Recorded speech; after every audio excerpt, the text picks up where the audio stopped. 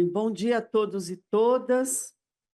Cumprimento o professor Paulo Aires Barreto, que hoje vem nos dar aqui sua aula, dividir seu conhecimento, desembargadora federal Gisele França, uma das coordenadoras do nosso curso, o nosso juiz federal Tiago Bolonha Dias, que nos honra também com a sua participação. Para não atrasar, nós vamos começar então, mas estamos aguardando o professor desembargador Renato Becho e a desembargadora Leila Paiva, que estão presos no trânsito. A gente nem reclama mais disso, que em São Paulo a vida é assim. Tá certo? Bem, eu me sinto particularmente honrada com a presença do professor Dr. Paulo Aires Barreto, que é um professor renomado, já esteve outras vezes aqui na escola, é um grande nome do direito tributário brasileiro. Não haveria ninguém melhor do que ele para tratar desse tema que nós vamos tratar hoje.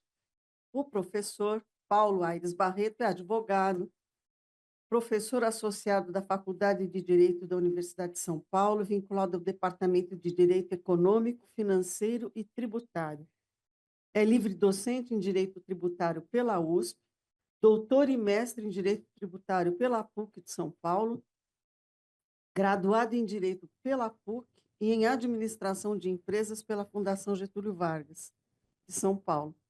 É presidente do Instituto Geral da Taliba, que é uma sociedade civil sem fins lucrativos com sede em São Paulo, que tem por finalidade promover e desenvolver pesquisas, estudos e pesquisas na área do direito público e ciências afins.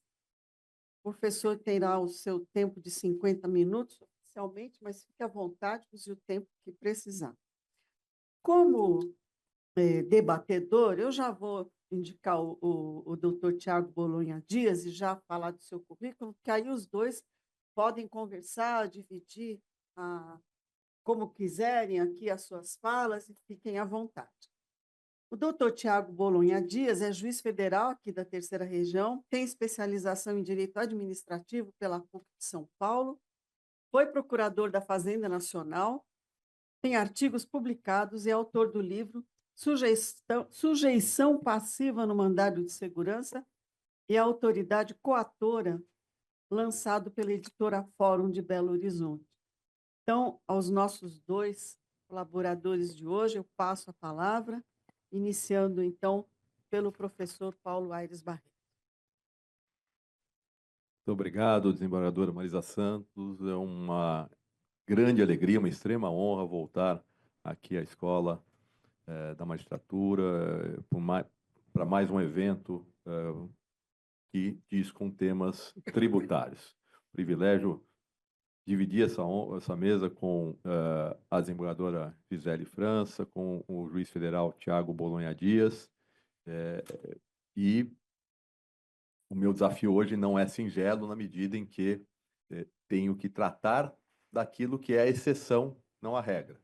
E o que não faltou nessa positivação da reforma tributária foram exceções. Elas são bastante extensas e eu vou procurar aqui, de um lado, dialogar com o juiz federal Tiago Bolonha Dias em relação a esses regimes, colocando inicialmente as minhas preocupações e os meus posicionamentos, mas ouvindo sempre o posicionamento de quem tem uma outra perspectiva. Não há como negar, cada um que senta numa perspectiva do tema da tributação acaba sendo influenciado pelo seu dia a dia, acaba tendo vieses, né?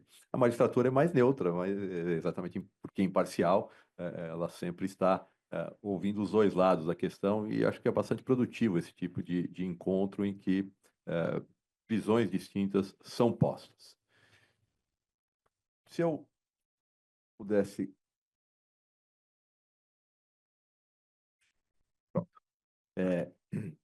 trabalhar aqui 5 minutos com vocês sobre a origem da reforma tributária e as suas premissas, eu traria o seguinte contexto.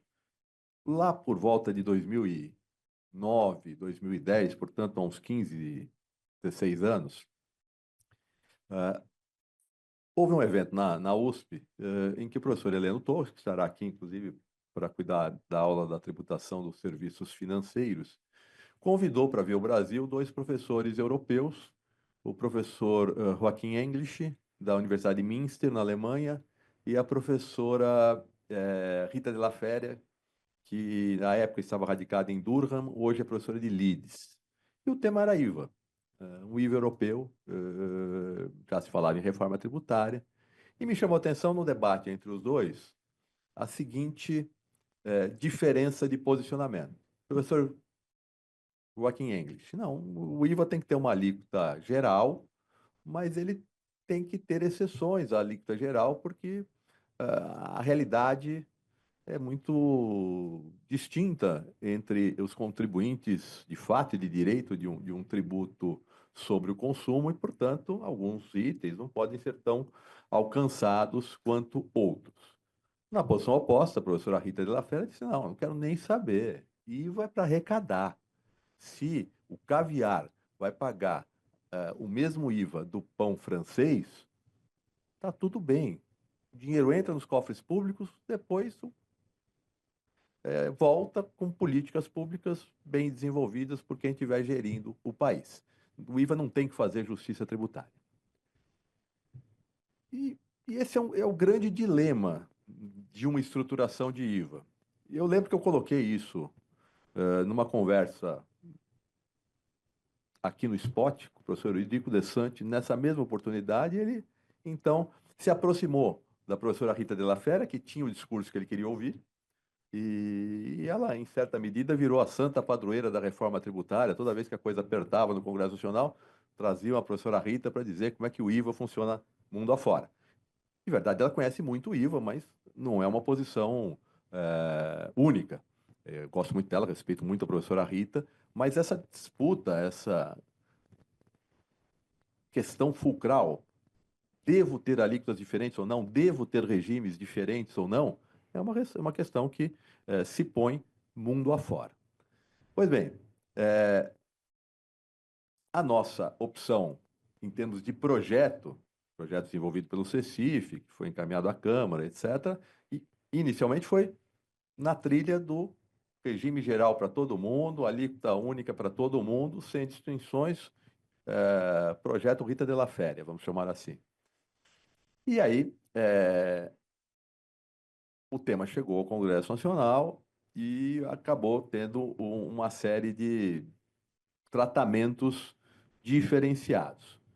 E aqui, uma crítica que eu sempre faço a essa reforma está nessa primeira premissa, né, que é manutenção da arrecadação tributária,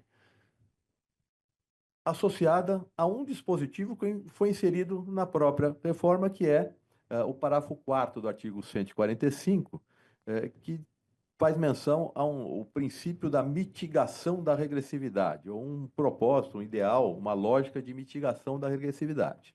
Ora, não há nada mais regressivo do que um tributo sobre consumo. Tributo sobre consumo, quem tem muito dinheiro paga uma alíquota X, quem tem pouco de dinheiro paga a mesma alíquota X. Portanto, o tributo é eminente regressivo.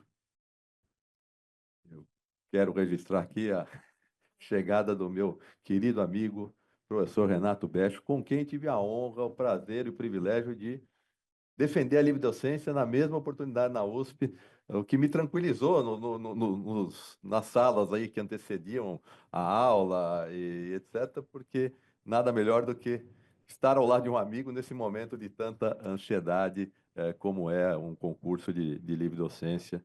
E já ao tempo do mestrado, o professor Renato Becho era um grande amigo e fizemos uma carreira aí a todo instante com esses desafios acadêmicos todos que culminaram com esse momento importante lá em 2008. Eu estava falando na minha exposição desse momento logo subsequente de um evento que ocorreu na USP também. Pois bem, então, a ideia de manter a carga tributária da tributação do consumo como hoje ela traz como consequência manter a regressividade forte do nosso sistema como hoje ela é. A grande arrecadação tributária no país hoje está voltada para a tributação sobre consumo, que é regressiva. Nós perdemos a oportunidade de reduzir a alíquota do IVA e IBS, calibrando melhor outras incidências tributárias, tornando o nosso sistema mais justo.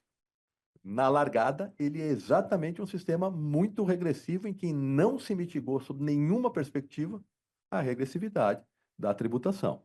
Portanto, eu tenho um desconforto com essa premissa, ela foi posta, dirão os formuladores da reforma, se não fosse assim, não passava, e essa lógica do se não fosse assim, não passava, traz uma série de consequências, inclusive em relação a todos esses regimes favorecidos, específicos e diferenciados, que em algumas circunstâncias se justificam, em outras decorrem de mero lobby mais competente que viabilizou certos tratamentos que talvez não devessem existir. Ainda sobre esse foco mais abrangente da análise da reforma, né? Há muita referência sempre aos novos princípios constitucionais que foram inseridos no texto, como simplicidade, transparência, justiça tributária, cooperação e defesa do meio ambiente. E essa referência que eu fiz sobre a atenuação de efeitos regressivos. Eu tenho aqui o posicionamento no sentido de que essas menções têm a sua importância jurídica, mas de verdade, nós temos, por exemplo, um livro da ministra Regina Helena Costa, que foi integrante desse tribunal, sobre praticabilidade e justiça. Antigo. Será que esses princípios não existiam? Qual o sentido do livro dela se isso já não estava positivado, ainda que com um esforço de identificação do princípio um pouco mais intenso pela ausência de uma literalidade eventual no texto constitucional. Transparência, há um artigo do professor Ricardo Lobo Torres, do ano 2000, em que ele diz que o princípio da transparência já é antigo, no ano 2000. E assim, sucessivamente. Eu participei de um congresso do IBDT há uns 10 anos, cujo o tema que me foi atribuído era Enhanced Relationship, que nada mais é do que cooperação tributária. Portanto, são temas antigos que, de uma certa forma, vieram nessa roupagem de inserção de princípios no texto constitucional, a meu sentir, muito mais com uma lógica de vamos vestir a noiva, vamos passar uma mensagem aqui de que o texto é bonito, de que ele é interessante, mas não necessariamente trazendo efetivas novidades e grandes proteções na relação fisco-contribuinte, notadamente no que se refere aos direitos fundamentais do contribuinte brasileiro. E alguns temas que são problemáticos, como essa dualidade, simplicidade versus justiça tributária. Aqui não há dúvida, quanto mais simples for a legislação, normalmente mais injusta ela é, porque ela não trata desigualmente os desiguais na razão direta das suas desigualdades. Reversamente, se eu for buscar o tratamento perfeito em termos de isonomia tributária, eu chego numa complexidade normativa que inviabiliza a própria aplicação do direito. Portanto, eu preciso chegar no meio de caminho em que eu promovo a justiça tributária da forma mais simples possível, mas isso nunca será uma perspectiva plena de um lado ou de outro. E aí, então, vem a referência na Constituição ao IBS, CBS, e no artigo 149b, a previsão de regimes específicos, diferenciados ou favorecidos de tributação. Eles precisariam existir? Há quem defenda que não. Eu citei aqui a Rita de la Féria e o próprio professor Eurico De Santi, lá no CECIF, e vários outros professores entendem que estaríamos num mundo melhor se não existissem regimes específicos ou diferenciados. Eu vou fazer menção aqui a uma entrevista que eu ouvi de um senador da República na época em que a reforma estava sendo discutida, em que ele iniciava a entrevista afirmando o seguinte: fiquem tranquilos, não haverá aumento de tributos. Obviamente, essa é uma frase que procura tranquilizar a sociedade, notadamente quem está longe do direito tributário. Aí passa 2 minutos de entrevista, alguém pergunta a esse senador: mas como é que vão ficar os serviços médicos? Ah, não, nós vamos ter uma alíquota diferente para os serviços médicos, senão ninguém suportaria o forte e brutal aumento de carga tributária que esses serviços médicos vão sofrer. Ou seja, ou é uma mentira na primeira frase ou na segunda, não dá para conviver. Lógico, o que ele queria dizer, olha, no montante geral não vai haver aumento, mas se eu tivesse que sintetizar a reforma tributária em uma única linha, eu diria, essa é uma reforma que promoveu uma drástica transferência de carga tributária das empresas industriais, que reduzirão sua tributação, para as empresas prestadoras de serviço, que terão um grande aumento de carga tributária. Se era correto o regime anterior, é uma discussão que cabe. Talvez eu estivesse supertributando a indústria e subtributando o serviço. Mas o que se promoveu foi isso.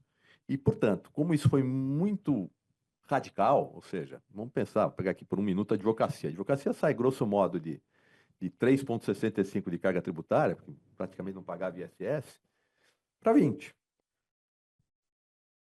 3,65 está correto? Provavelmente não. Ir para 20 faz sentido? Aí começam as discussões. Por que o advogado 20? Por que o médico paga menos? Por que o jornalista paga menos? E aí vem todas essas questões envolvendo lobbies e decisões do nosso poder legislativo. Ainda, num último aspecto aqui, falando da reforma de uma perspectiva ainda mais geral, sem adentrar especificamente esses regimes favorecidos, específicos e coisa que o valha, eu trago aqui uma lição do professor Humberto Ávila que nos faz refletir em relação a um tema bastante delicado que tem passado, sob certa perspectiva, à margem das nossas discussões acadêmicas em muitos foros, que é o seguinte: se a gente pegar as lições do professor Roca Rasa, que talvez tenha sido o doutrinador que melhor estudou o tema da competência tributária, da sujeição ativa em matéria tributária, nós vamos identificar que uma das características da competência é a privatividade. Então, se o município for competente para tributar IPDI, ITBI, ninguém mais pode tributar IPDI, ITBI. Se o Estado é competente para tributar o ITCMD, ninguém mais pode tributar o ITCMD. Pois bem, aí vem a reforma. Se olhar para os formuladores da reforma, para os slides da reforma, claramente haverá incidência de IBS-CBS na transmissão de bens imóveis e de IBS-CBS na transmissão causa-mortes e doação. Há uma decisão do Supremo, de 2023, de relatoria do ministro Barroso, em que o Supremo decide: não pode haver incidência, ao mesmo tempo, de ITCMD e Imposto sobre a Renda. Posicionamento do Supremo. Quando você recebe um bem em doação, obviamente você tem um acréscimo patrimonial. E de uma perspectiva econômica ampla, seria uma base tributável. Mas o Supremo, a meu sentir, corretamente diz, só que essa espécie de renda, a decorrente de uma doação, foi escolhida pelo Constituinte de 88 como alcançando um tributo de natureza estadual. Portanto, essa espécie de renda está submetida a uma tributação estadual e não uma tributação federal. As demais, a tributação federal. Portanto, privatividade da competência tributária. Agora o tema vem, na lição do professor Humberto aqui, para o IBS e CBS em relação a esses mesmos impostos. E ele entende que, se a competência é privativa, não pode haver IBS, CBS sobre TBI, não pode haver IBS, CBS sobre TCMD. Esse é um tema que, infelizmente, para os magistrados, desembargadores, deve chegar ao Poder Judiciário, num sentido ou no outro. E até eu vi recentemente, o STJ teria feito uma pesquisa ainda muito embrionária sobre a litigiosidade no ambiente de reforma. E teria chegado à conclusão de que ela vai aumentar. E eu achei curioso, porque assim, quando nós que estamos na advocacia falamos isso, né, fica aquela sensação, não, vocês estão aqui usando o cachimbo, com a boca está torta, mas quando é o Poder Judiciário que faz esse tipo de análise, a dimensão da mensagem é uma outra bastante diferente. Então, vamos lá agora adentrando plenamente no tema, né, falar dos regimes específicos diferenciados ou favorecidos. A Constituição toma uma decisão, vamos ver o que a gente quer sobre essa perspectiva, o que a gente quer favorecer, o que a gente quer diferenciar, o que a gente quer especificar, e vamos dizer também que é isso e nada mais. Ou seja, daqui para frente não pode haver qualquer outro regime especial de tributação que não aqueles autorizados no texto constitucional. E aqui eu faço uma perspectiva, uma provocação da seguinte natureza, né? Regime único de tributação. E aí eu coloco sob que perspectiva? E cito Bernard Api, que é um dos formuladores da reforma, um economista, e ele tem um exemplo que é muito claro, no sentido de que não faz sentido, quando eu vou a um shopping center, eu pensar se eu compro uma camisa ou vou ao cinema, porque a tributação da camisa é 20 e a tributação do cinema é 5. Tudo tem que ser tributado de uma mesma forma. Aí viria a tal da neutralidade da tributação. Eu não tomo a minha decisão de consumir em face de uma maior e de uma menor incidência tributária. Isso é lindo e maravilhoso da perspectiva da economia. Agora, vamos olhar o tema da perspectiva do direito. E vamos olhar para o sujeito de direito, por um minuto, no reflexo dessa reforma tributária.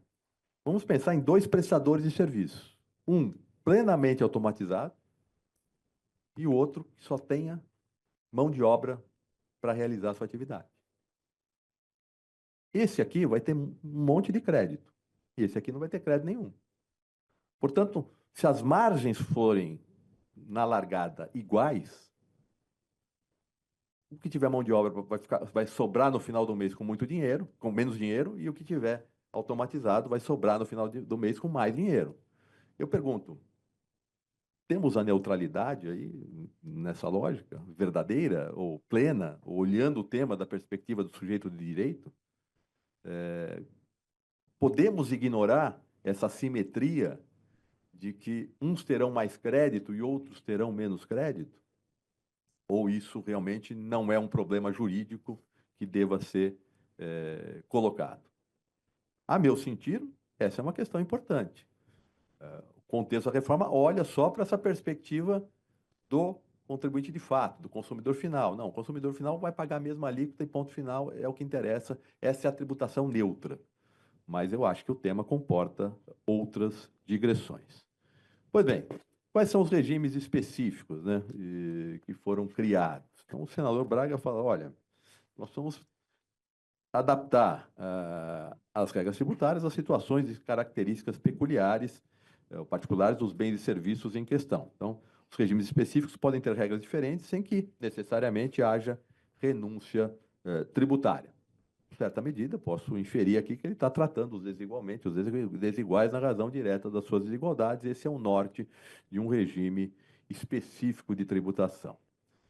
Mas, quando a gente vai ver aqui, então, o que vem a ser ou deixar de ser regime específico de tributação, nós vamos encontrar alguns exemplos. O primeiro deles que eu trago aqui é o dos serviços financeiros. E eu não vou falar muito sobre esse assunto, embora goste dele, porque haverá uma aula do professor Heleno para cuidar desta matéria. Eu quero trazer só a mensagem inicial, que me parece importante, né? Primeiro aqui, eu vou avançar aqui 2 ou 3 slides, só para mostrar uma coisinha rapidinho aqui.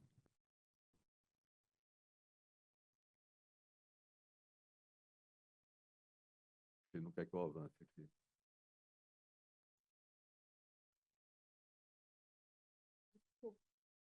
Travou. Vamos ver aqui mais um. Vamos.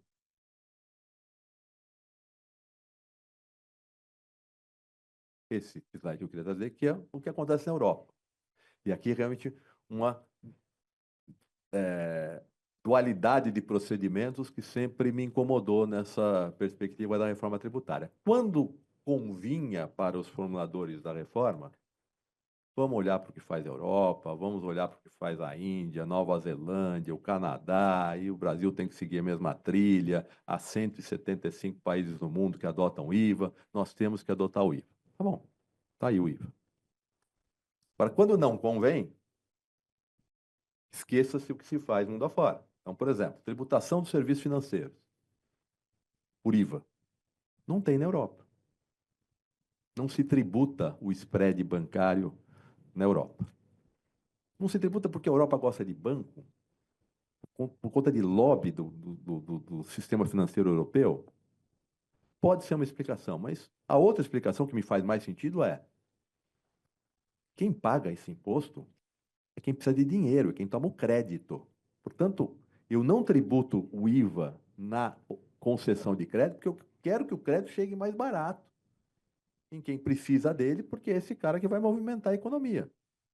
Agora, aqui no Brasil, eu tenho, potencialmente, um IVA, que não vai ser um IVA de 27,5% para esse segmento, vai ser um IVA de 13% ou 14%, com juros de 15% ou 16%.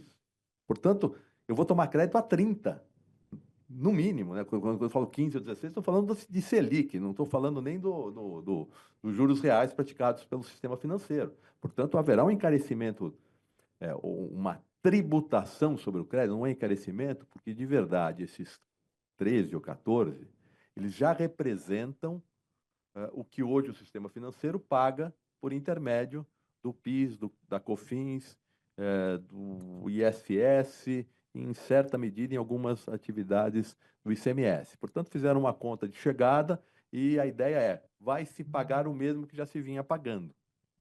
Ok, vai mudar em termos de carga tributária total, mas verdadeiramente o mundo não toma a decisão de onerar essa atividade, a meu sentir, pensando na facilitação da obtenção de crédito a um custo mais baixo. Mas neste tema, e aqui para encerrar essas diferenças do nosso sistema para outros sistemas, nesse sistema, no que se refere ao tal do split payment e no que se refere à vinculação do crédito ao pagamento na etapa anterior, essas são realidades que não ocorrem mundo afora. A própria Rita de la Féria, em vários congressos, disse: não submetam o direito de crédito ao pagamento na etapa anterior. Isso é um erro. Isso vai trazer cumulatividade ao sistema. Isso vai distorcer o sistema. Mas a gente não pode esquecer que tudo assim se deu por uma razão bastante objetiva, a meu sentir. Na narrativa que foi construída, para que tudo se viabilizasse, foi muito importante a participação dos fiscos estaduais e municipais, comprando a ideia da reforma num primeiro momento. Se a gente olhar para a Constituição, ela vai dizer, em relação ao crédito vinculado ao pagamento, ela vai dizer: olha, a lei complementar vai identificar aqueles setores que são muito problemáticos, em que a sonegação é muito grande, e aí ela vai vincular o crédito ao pagamento, que é algo que já acontece hoje, quando alguns segmentos saem da curva, algumas empresas saem da curva. Isso é saudável. Só que aí a lei complementar foi feita por quem? Quem fez a emenda? Teve uma razoável participação, alguma participação da sociedade civil, da academia, pouca, mas teve. Na lei complementar, o que se fez foi o seguinte: colocaram vários representantes do fisco em vários grupos de trabalho, só representantes do fisco, sem ninguém pensando sob a perspectiva do contribuinte, com a imparcialidade de um magistrado, e se criou o texto. Foi exatamente o inverso do que fez a ministra Regina Helena Costa quando estruturou os projetos de lei para alterar o processo administrativo e judicial. O que ela fez? Colocou na mesma sala fisco, contribuinte, magistratura. E disse: eu quero consenso. A gente pode criticar o texto aqui ou acolá, mas saiu um texto equilibrado, um texto denso, um texto... porque tinha essa contraposição de ideias. Agora, não tem jeito. Quando você põe numa sala, não é por mal, mas é o vício da própria atuação. Eu vou tentar proteger o erário aqui sob todas as perspectivas. E assim começam os problemas. A gente discute insumo hoje, conceito de insumo PIS/COFINS, pelo problema da legislação? Não. Pela instrução normativa que foi criada com viés de proteção do erário. E deu no que deu. Um dos maiores contenciosos tributários existentes hoje que é insumo para fins de PIS e COFINS. E assim teremos várias outras questões envolvendo o IBS. E voltando aqui ainda ao serviço financeiro, o que eu queria só pontuar, para não adentrar a aula do professor Heleno, né, é exatamente essa questão envolvendo uma dualidade de regime, um regime específico e um regime geral. Então, estarão sujeitos ao tal do regime específico, né, várias operações financeiras, como securitização, fatorização, administração de consórcio, gestão e administração de recursos, operações de seguro, intermediação de consórcios, e vai por aí afora. E aí vem a regra que vai abarrotar o Poder Judiciário, que é os serviços que possam ser prestados por instituições financeiras bancárias e sejam remunerados por tarifas e comissões, ficam submetidos aí ao regime geral do IBS-CBS. Eu atuo muito nesse tema no âmbito estadual. E eu tenho ido semanalmente ao Tribunal de Justiça de São Paulo, Tribunal de Justiça do Rio de Janeiro, discutir se, por exemplo, aqui vou dar um único exemplo, se quando alguém adentra o cheque especial, o banco tem que analisar se vai conceder o crédito ou não. E ele cobra um valor do cliente por isso. A pergunta que se põe é: o banco está prestando serviços de análise de crédito para o cliente? E a resposta é negativa. O cliente não contrata o banco para prestar serviço de análise de crédito. Nem o banco entrega nada para ele nesse sentido. O banco toma uma decisão de risco no sentido de se ele vai efetivamente assumir aquele risco de crédito ou não. E a remuneração que ele recebe é pelo risco de crédito. Quem diz isso não sou apenas eu, mas é o ministro Gugel de Faria, no STJ, a ministra Regina Helena Costa, no STJ, toda a primeira turma, unanimemente, assim entende. Tem um voto do ministro Herman Benjamin na mesma conformidade na segunda turma. Portanto, essa discussão virá para o plano federal. Hoje, os desembargadores não têm esse tipo de desafio, passarão a ter, porque a todo instante haverá essa assimetria. Isso é tarifa, regime geral, ou isso não é tarifa, regime específico. Poderia ser diferente? Poderia ser diferente, mas ficou nessa conformidade.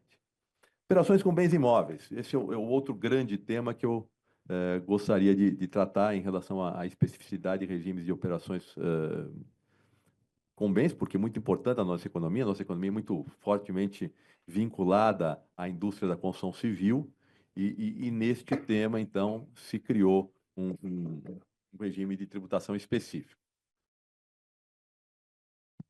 Evidentemente, se eu saio com IVA de 27%, 27,5% ou 28% para a indústria da construção civil, o efeito econômico seria muito significativo. É uma indústria que hoje paga 2%, 3% de ISS, mas sei lá, em alguns regimes especiais, paga 4%, 4,5% de tributação de uma forma geral, vai aumentar substancialmente, ou aumentaria substancialmente. Algumas concessões foram feitas aqui para que essa tributação seja um pouco menor. Há pontos positivos, como, por exemplo, o tema da locação de bens móveis, que estava fora de tributação, agora ele é alcançado, tanto em relação aos móveis quanto aos imóveis, né? E todos os demais serviços, e algumas regras especiais no sentido de, por exemplo, o famoso Airbnb. Se eu tiver locações até 90 dias, é serviço de hotelaria. Uma redução de alíquota de 40%. Se não é até 90 dias, é mais 90 dias, regra geral da construção civil, aí, das operações com bens imóveis, redução de 70%. Ou seja, a todo instante, esse tipo de dualidade de regramentos pode trazer debates, discussões, contencioso. Quando eu disse que o texto é muito fortemente pesado na direção da proteção dos direitos fazendários, eu dou como exemplo, por exemplo, esse inciso 1º do artigo 5º nessa matéria, né? O IBSMS também incide sobre as seguintes operações: 1. Fornecimento não oneroso ou a valor inferior ao de mercado de bens e serviços nas seguintes hipóteses, né?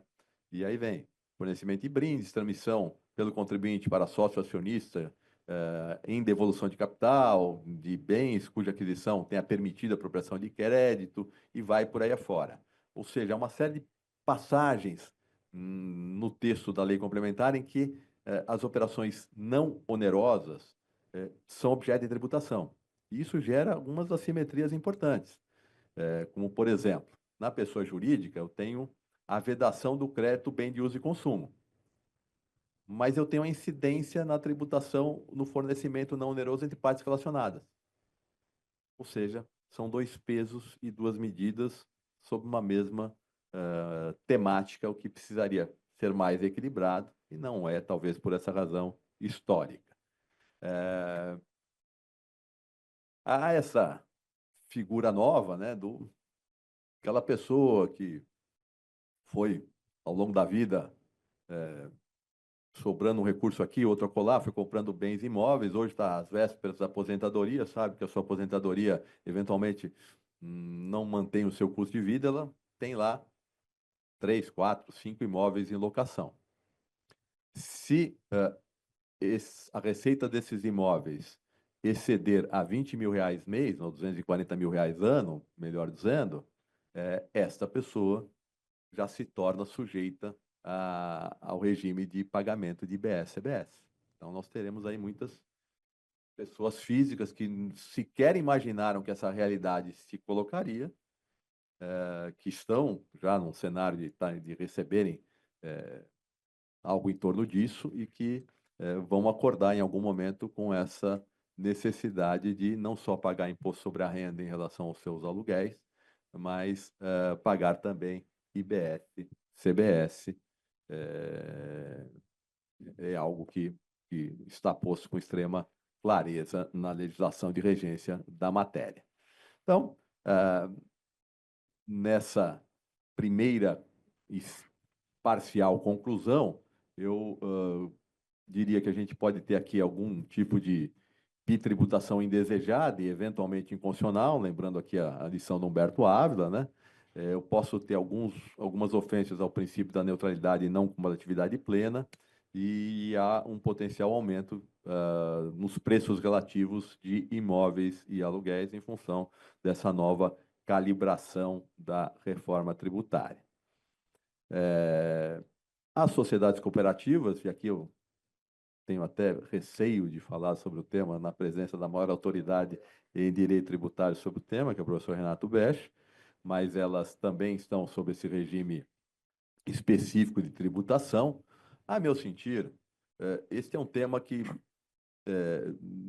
nunca foi bem compreendido pelas autoridades administrativas brasileiras que procuraram tratar a cooperativa como se fosse uma outra sociedade qualquer. E, na minha visão, quando a Constituição diz dar adequado tratamento tributário ao ato cooperativo, isso não significa comunidade, não significa isenção, não significa tratamento privilegiado ou favorecido. Significa que a sociedade cooperativa é diferente. É uma sociedade de sobras, é uma sociedade de pessoas, é uma sociedade em que pessoas se unem para exatamente poder enfrentar uma sociedade comercial típica, e o tratamento das sobras dessa sociedade cooperativa deveria ter um tratamento tributário que não é o mesmo de uma sociedade comercial comum. Eu dava, quando falava desse tema, há muitos anos, eu comecei minha carreira como advogado de uma empresa industrial que pertencia a uma sociedade cooperativa. Então, em algum momento, esse tema me interessou muito e eu costumava mostrar um exemplo em que, eventualmente, a tributação das sobras por médicos, como remuneração de pessoa física deles, gerava uma carga tributária maior do que se esses mesmos médicos estivessem organizados como uma sociedade uniprofissional. Então, era uma cooperativa com tributação na pessoa física que agregadamente gerava maior arrecadação para o fisco do que outros caminhos de estruturação de negócios. Isso, a meu sentir, significaria dar o adequado tratamento tributário. Mas quer me parecer aqui que na estruturação da reforma, a lógica que acabou prevalecendo, até no Poder Judiciário, de quase que equiparar a cooperativa, em grande medida, a uma sociedade comercial qualquer, deva prevalecer, ficando muito restrito o campo da não incidência que alguns atos realizados dentro dessas sociedades. Um segmento ou alguns segmentos aqui que foram inseridos nessa regra de regime específico, para os quais eu não vejo verdadeiramente grande justificativa, né?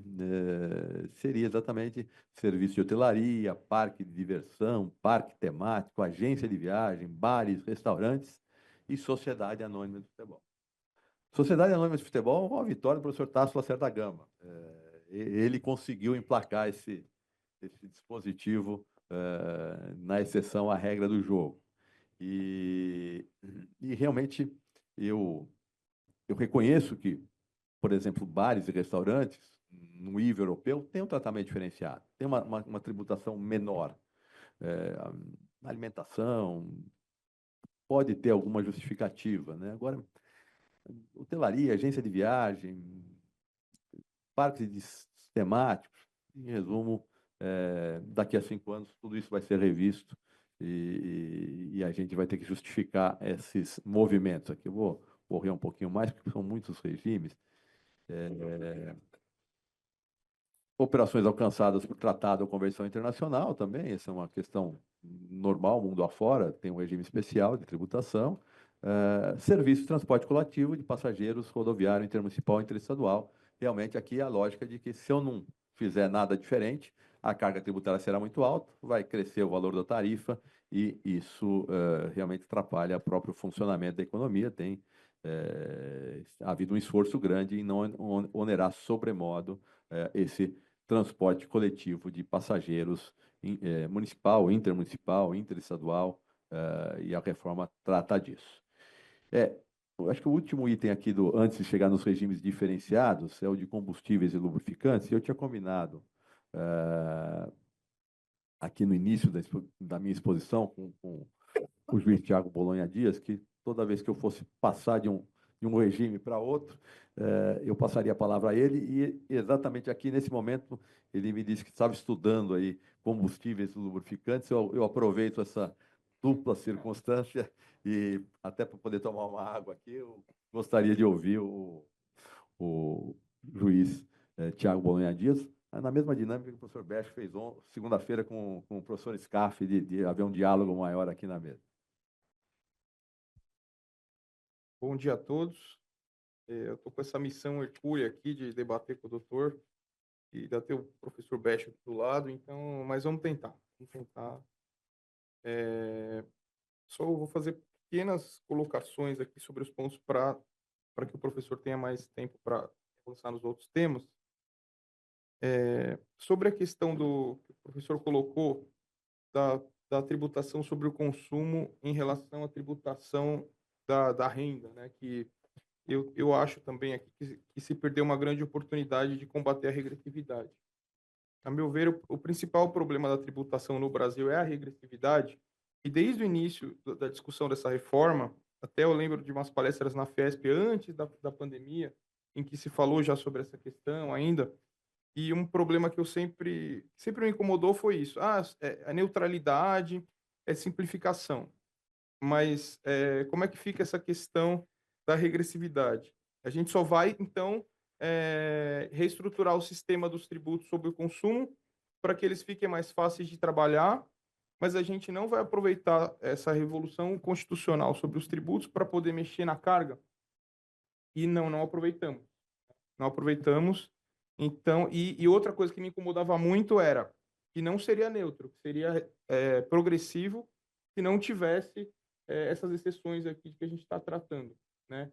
Eu sempre entendi que a seletividade, em alguma medida, é importante, sob pena de se ter realmente a, a regressividade na tributação, e eu tinha um receio de que isso fosse agravado com a reforma.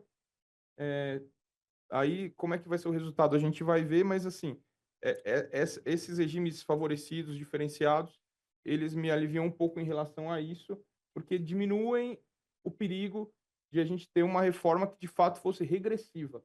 Seria simples, Então, os operadores e as empresas aí que lidam com a tributação teriam uma facilidade, mas pensando na carga tributária como justiça fiscal, que é um dos princípios aí que apareceram novos, né? Isso não estava contemplado. Então, sobre esse ponto, realmente. Sobre, aí, já que eu citei os princípios, também eu concordo com o professor, eu entendo que sempre os princípios e normas constitucionais têm que ter alguma carga normativa, alguma. Os princípios mais ainda, na verdade, porque eles vão orientar as outras normas.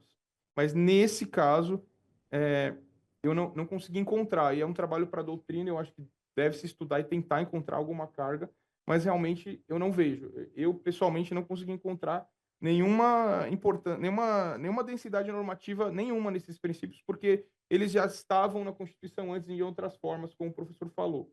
Então, enfim, eu acho que vale a pena tentar estudar para tirar alguma coisa daí, mas realmente me parece que foi um pleonasmo aí, não houve nada realmente, né? Em relação aos regimes específicos, uma coisa que eu notei, na análise constitucional principalmente, foi o seguinte, até o professor falou, os serviços financeiros, no mundo eles estão fora do IVA, mas pelo que eu vi aqui nas regras dos regimes específicos, na verdade, o Constituinte colocou uma perna e tirou com a outra. Porque eu notei que a maioria das regras de regimes específicos aqui, elas permitem, se o legislador complementar quiser, que fique completamente fora do IVA. Especificamente os serviços financeiros, os bens imóveis, assistência à saúde e os concursos de prognósticos, a Constituição permite que se definam diversas bases alíquotas que seja cumulativo e que incida, inclusive, sobre o faturamento, de forma que, se o legislador complementar quiser, o regime fica igual o de hoje. Ele pode manter até uma COFINS, se ele quiser, sem que isso seja inconstitucional. Então, essa é uma questão. Outro ponto que eu notei é que os combustíveis têm a questão da monofasia, eventualmente tenta evitar isso, mas nos outros casos todos, ele expressamente estabelece que pode, inclusive, ser cumulativo. Então, o legislador reconheceu, o Constituinte reconheceu que essas atividades do regime específico podem, inclusive, ter cumulatividade. Tá, então está na Constituição essa cumulatividade e não haveria problema em tese. Só que aí uma questão que eu coloco é como é que ficam aqueles operadores econômicos que interagem com quem tem o regime específico com cumulatividade. Porque essa cumulatividade vai passar para quem faz negócios com esses serviços, para quem está na cadeia depois. E como é que fica essa cumulatividade? Eu, pelo menos, não encontrei no sistema créditos, na Constituição. A Constituição diz que não pode haver benefícios ou, enfim, diferenciações que não estão previstas na Constituição. E eu não encontrei na Constituição créditos gerais para quem negocia com quem tem regime específico. Isso eu acho que é uma questão que pode gerar, sim, judicialização. E, por exemplo, comprei combustíveis, mas sou uma empresa, eu não sou consumidor final, enfim, tomei algum serviço aqui, desses serviços de transporte, eventualmente, não sei. E aí ele pode ser cumulativo, mas eu, em tese, não posso sofrer cumulatividade, só que eu não tenho previsão no sistema para um crédito para mim, porque eu não sou. Como é que isso fica? Eu acho que essa é uma questão que pode gerar problemas. Sobre a questão que o professor falou dos serviços financeiros versus atividade financeira típica, isso é uma questão que realmente tem muito litígio hoje em dia, mas ela já tem uma jurisprudência, e aqui a minha crítica é que nós tínhamos um problema que poderia ser solucionado na transição. Não, eles trouxeram o problema para a reforma. Na verdade, isso aqui eu não creio que tenha tanto problema no judiciário, porque já tem até jurisprudência, é só pegar a jurisprudência estadual e a gente traz. Mas a questão é que o problema foi trazido, em vez de ter sido resolvido. Não sei se o professor concorda com isso. Em relação ao serviço de hotelaria, parques de diversões, etc., etc., esse aqui também eu concordo com o professor. Até quando eu estava estudando, eu pensei, até na semana anterior, tinha conversado com uma colega sobre o problema das ações do PERSE, e eu fiquei um pouco surpreso com a força do lobby desse setor, que tem essa questão do PERSE, a prorrogação do PERSE, tem um monte de ação sobre questões do per se, né, no tribunal, e agora eles conseguiram, inclusive, uma inclusão aqui na Constituição, na reforma. Isso que me chamou bastante atenção nesse aspecto. Sobre as cooperativas, o que eu achei interessante é que é optativo a adesão. A Constituição coloca aqui, se a cooperativa quiser ficar no sistema normal, fora do específico, a cooperativa pode optar. Isso eu achei interessante e vai também meio que um reconhecimento dessa questão que o professor falou do tratamento das cooperativas como empresas normais. Ele está dando a opção para a própria cooperativa de se enquadrar como se fosse uma empresa normal. Em relação ao serviço de transporte, os serviços de transportes, eles estão mais ou menos na mesma linha dos outros que eu falei, dos imóveis financeiros, de que pode ter uma remodelação, a Constituição abre para uma remodelação total. A única coisa que eu achei interessante aqui é que a Constituição não possibilita que se mude a base de cálculo, mas ela possibilita também a cumulatividade. Então, em relação aos combustíveis e lubrificantes, como o professor falou, a gente vai ter uma palestra segunda-feira, né? Então, eu procurei não aprofundar tanto isso para a questão da lei complementar e tratar mais do que está na Constituição. Uma coisa que eu achei interessante é que antes a Constituição ela dava margem a que você deixasse algum combustível de fora do regime da monofasia, que já, no regime anterior já tinha isso na Constituição de alguma forma, mas ele dava margem a que você pudesse deixar algum combustível de fora. Agora, pela minha interpretação, a Constituição foi totalizante nesse sentido. Todos os combustíveis têm que estar no regime específico, não tem mais essa margem de que você tire algum combustível de fora, né? Mas manteve a questão da monofasia, né? Que já estava sendo trabalhada. Essa questão tem alguma controvérsia jurisprudencial, né? E eu imagino que ela se mantenha. Eu não sei se vai resolver também uma questão aqui que eu acho que poderia ter sido tratada para que a controvérsia judicial fosse resolvida, mas o problema foi importado da mesma forma que com os financeiros. Foi trazido também para dentro da reforma, né? Até nessa questão do creditamento, né? O problema é monofásico, tem crédito, não tem crédito, quem compra vai ter o crédito, e aí eles colocaram essa questão do crédito do adquirente se for sujeito passivo, não for distribuidor, etc., o que pode gerar questionamentos em relação a essa questão. Eu acho que em regimes específicos seria isso. Não sei se o professor tem algum comentário em cima, ou se passa para... Devolvo a palavra aí para ele, se ele avança, ou se comenta alguma coisa. Obrigado, Tiago. Não, realmente, a sua fala me fez lembrar, né? Primeiro falando sobre simplicidade. Curioso, né? O sistema tem algumas simplificações, vamos dizer assim. Passo a ter uma legislação única nacional, é um grande avanço, não tem mais ICMS e ISS, não tenho que me preocupar o que é serviço, o que é bem, em certa medida, embora eu precise me preocupar com a noção de serviço posta constitucionalmente e trabalhada no plano da legislação complementar.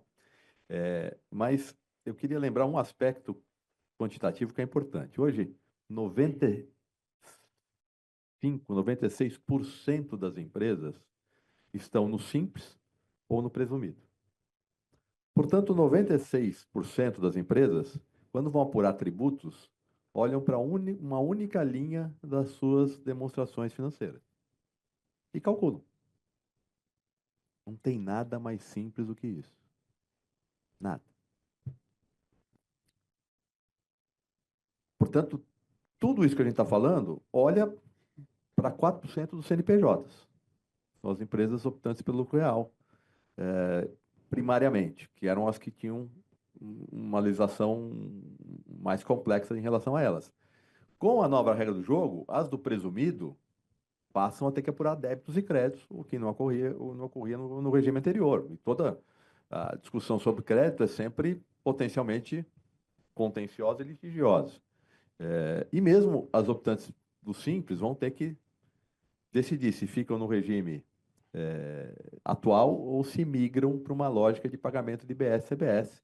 Portanto, o sistema será mais complexo em relação a alguns aspectos do que aquele que existe hoje. Adentrando o tema dos regimes diferenciados, aqui o posicionamento é um pouco mais objetivo, no sentido de que a carga tributária para determinados setores merece um tratamento mais benéfico por uma decisão do poder de reforma da Constituição. E aí, então, surgem esses tratamentos pontuais que são diferentes da regra geral do jogo.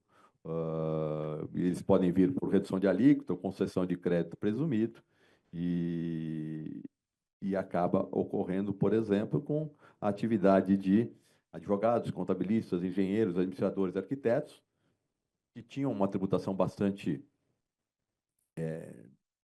reduzida no regime anterior, como eu disse aqui, sei lá, sociedades uniprofissionais realmente mal pagavam ISS, pagavam PIS, COFINS no regime cumulativo, 3,65, e agora, então, pulariam para esses 28%, 27.000%, coisa que o valha.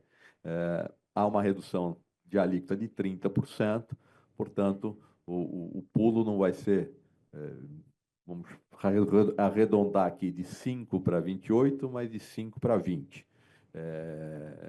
É um número importante. Há o direito de crédito, mas o prestador de serviço tem pouco crédito.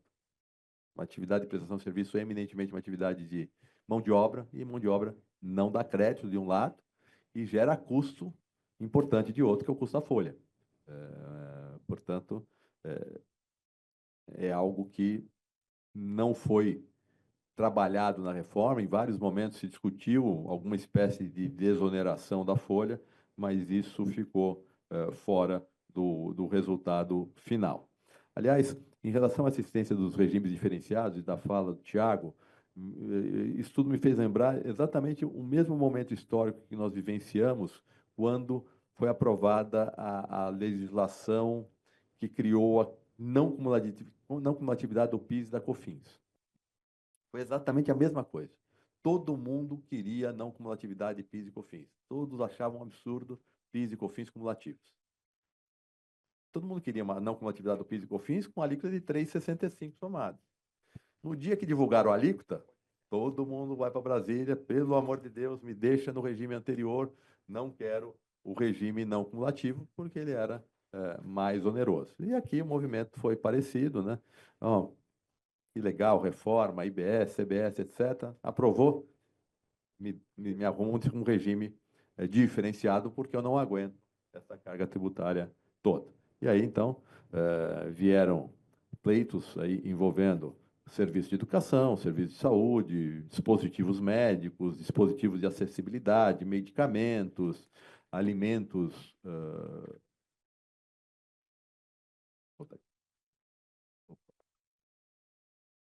Volto o slide aqui, mas é uma série de atividades que a gente sente, né? Poxa, educação, será que faz sentido onerar a educação com 27%, 28% de IVA? Saúde, dispositivos médicos, medicamentos. Isso claramente deveria estar fora da...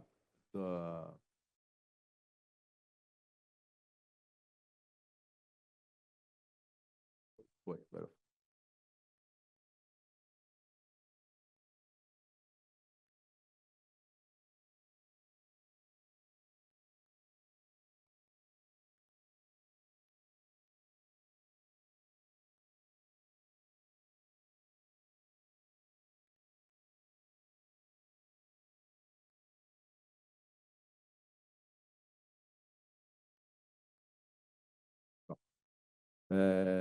Medicamentos, alimentos destinados ao consumo humano, produtos de higiene pessoal.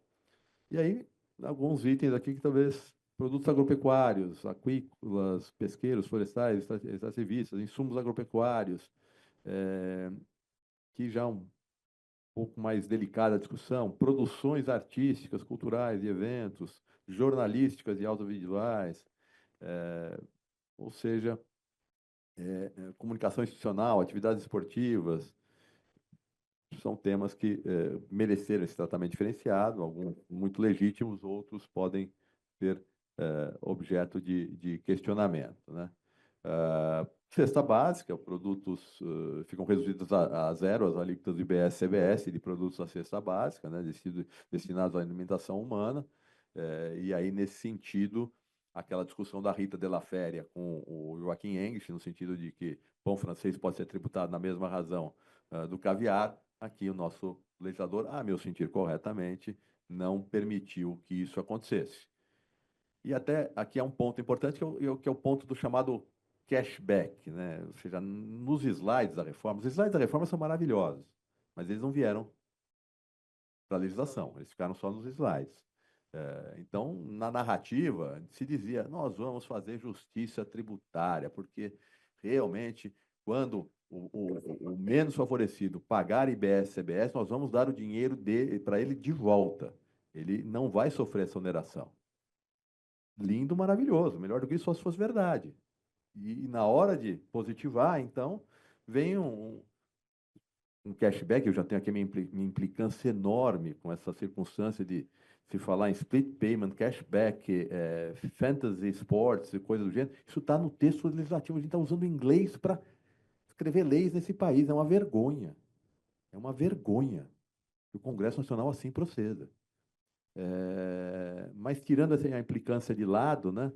Puxa, o que a legislação entregou de volta para a pessoa de baixa renda é irrisório. São poucos itens, alguns no limite de 20%, para pessoas que ganham até meio salário mínimo. Já fica a minha inquietude, né? Puxa, nem deveria existir uma pessoa que ganhe meio salário mínimo. O salário mínimo deveria ser mínimo para todo mundo, mas a realidade brasileira é complexa e o fato é que quem ganhar um salário mínimo está fora da regra do jogo. Isso é vergonhoso. Eu teria vergonha de ter prometido o que se prometeu e de entregar o que se entregou, sob essa perspectiva. Porque a promessa foi muito importante para a aprovação. E aí, se promete A, se entrega Z. Os produtores rurais, a atividade rural sempre tem uma atuação importante no Congresso Nacional. Se criou esse espaço para quem tem essa renda anual abaixo de 3 milhões e 600, que não é um número pequeno, 300 mil reais por mês, mas esses têm a opção de serem ou não contribuintes do IBS e CBS. Ocorreu o mesmo com o chamado nanoempreendedor, ou seja, o exemplo clássico no Congresso Nacional que se dava era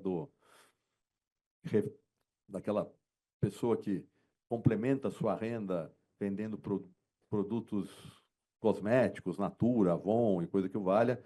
Se criou também um regime especial para que essa pessoa não fique aí sujeita a uma legislação tão complexa e tão intrincada como é a do IBS e CBS, embora se diga que ela vai ser muito simples.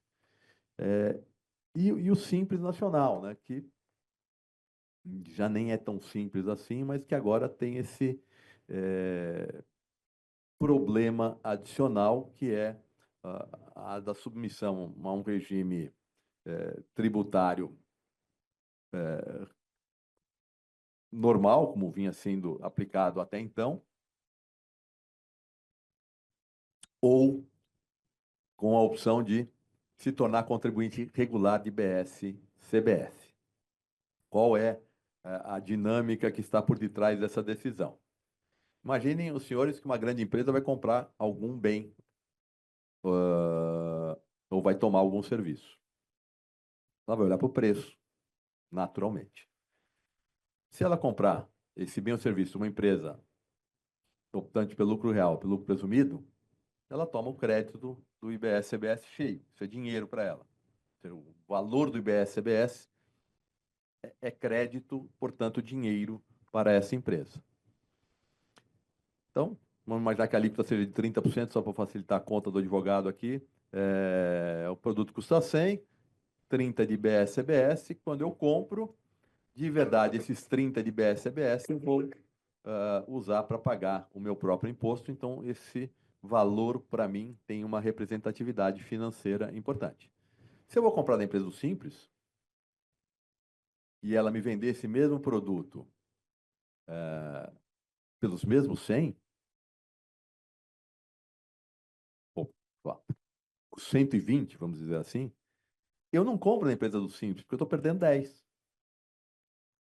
Está mais barato, puxa, 130, o seu, o meu é 120. Pois é, mas eu comprei por 130, só que eu tenho 30 de crédito. Portanto, a empresa do Simples vai ter que vender por 100, ou até menos do que 100, para ser competitiva com a empresa que está sujeita ao regime normal de IBS-CBS. Essa é uma decisão que cada empresário vai ter que tomar. Ficar no regime fora do IBS-CBS, calibrando seus preços para baixo, ou entrar no regime de IBS-CBS para propiciar o chamado direito de crédito a quem adquire empresas do Simples.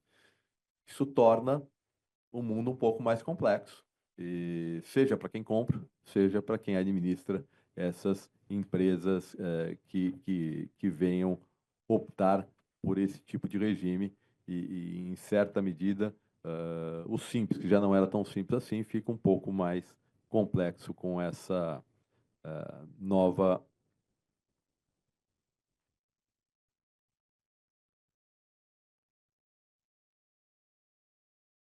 Então, na minha visão, há risco de discriminação de micros e pequenas empresas por parte dos adquirentes, ou seja, todo mundo vai pensar duas vezes antes de comprar de uma empresa do Simples. E eu trago aqui uma experiência que se deu na Índia. A Índia teve um movimento de aprovação de reforma tributária mais ou menos parecido com o nosso, uma discussão de 20 anos, desde o do início dos anos 2000, talvez mais extensa do que a nossa, e lá pelas tantas se inseriu um novo sistema tributário. Resultado do primeiro ano após a alteração da tributação no regime indiano. Os microempreendedores desapareceram do sistema. Eles não conseguiram se inserir na nova lógica jurídica de emissão de nota, apropriação de crédito, coisa que vale. Então, esse é um efeito que ocorreu lá. Talvez aqui não ocorra na mesma intensidade, porque a gente tem uma economia um pouco mais informatizada, um pouco mais tecnológica do que a indiana, mas essa reforma foi feita olhando para o grande empresário. A lógica dela é uma lógica de solução de problemas da grande indústria nacional e internacional que opera no mercado brasileiro. Ela foi moldada para isso. E, portanto, não seria irrazoável que algum efeito adverso existisse em relação ao pequeno comerciante. A própria atividade assim, da prestação de serviços, quando se considera agora algumas lógicas envolvendo o imposto sobre a renda, vai fazer com que muita empresa de consultoria, muito escritório de contabilidade, muito escritório de advocacia se repartem 3, 4, 5 ou 6 para ficar dentro do limite do Simples Nacional. Esse é um processo que a gente vai ver, uma série de riscos a ele inerentes, ou seja, são vários escritórios mesmo, ou é um só disfarçadamente esquartejado aqui, é algo que vem de uma legislação que é um pouco confusa e problemática aqui nessa conjugação de IBS-CBS, simples e tributação de dividendos nas empresas, se aquilo que está no Congresso Nacional vier a passar. Zona Franca de Manaus é sempre um drama neste país, ou seja, se não se protegesse a Zona Franca de Manaus, a proposta não passaria. Então, novamente, a gente mantém essa lógica de uma série de benefícios da Zona Franca de Manaus e até a manutenção do IPI, que seria eliminado como proposta inicial da reforma, mas ele remanesce, respira por aparelhos, mas ainda remanesce no nosso sistema sob uma lógica muito curiosa, ou seja, haverá IPI quando alguém produzir algo na Zona Franca de Manaus que dê ensejo a essa circunstância de que a competitividade dessa indústria dependa da cobrança de IPI em algum outro lugar do território nacional. Então, é um IPI de materialidade aberta, sujeita ao que se vai ou não fazer no âmbito da Zona Franca de Manaus. Então,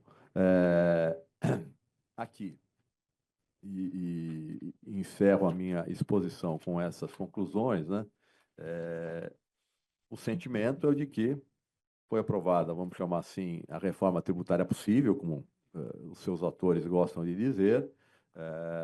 Ela tem muitas particularidades, especificidades, regimes típicos, o que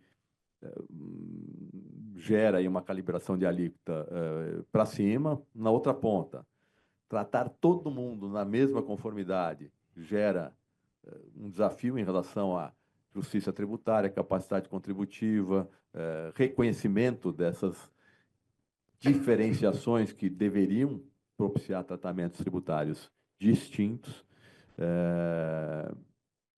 O Simples Nacional é posto em xeque, ou seja, a gente vai precisar avaliar a médio e longo prazo qual vai ser o resultado da implementação da reforma em relação ao Simples Nacional. A gente pode ter efetivamente problemas para as empresas optantes do Simples, né?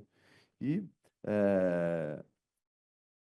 não é singelo se afirmar aí a plena afirmação dos princípios da igualdade, da simplicidade, da neutralidade e da mitigação da regressividade. Eu acho que mitigação da regressividade efetivamente não há.